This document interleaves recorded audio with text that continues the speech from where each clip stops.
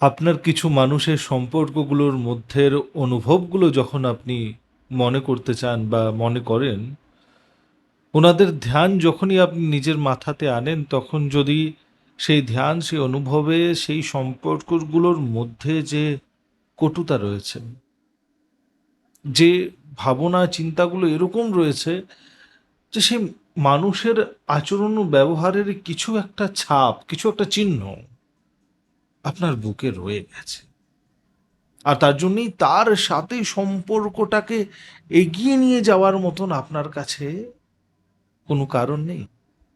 এবারে আপনার কাছে যখন কোনো সেই মানুষের সাথে সম্পর্ক এগিয়ে নিয়ে যাওয়ার জন্য কারণ নেই, তাও সেই মানুষটা আপনার মনে আছেই কেন?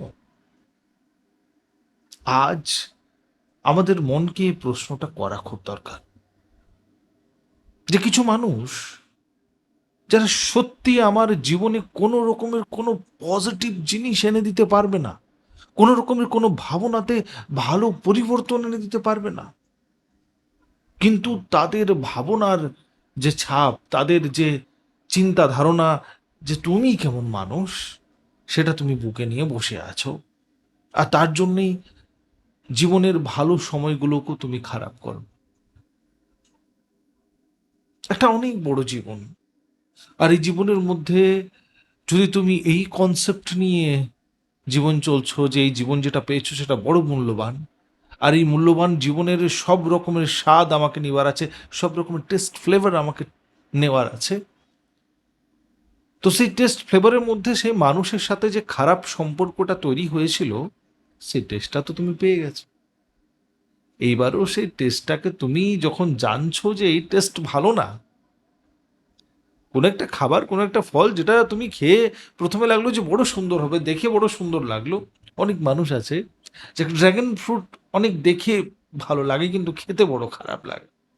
একবার যদি তুমি টেস্ট করে নিলে আর তারপরে তুমি ভাবলে যে না, এটা তো আমার টাইপের ফল নয় বা এটা আমাকে ভালো লাগে না, তাও কি সেই টেস্টের স্মৃতিটাকে তুমি বারবার মনে করে নিজের জীবনের ভালো লাগাটা আর না ভালো লাগাটাকে আবার মনে করবে?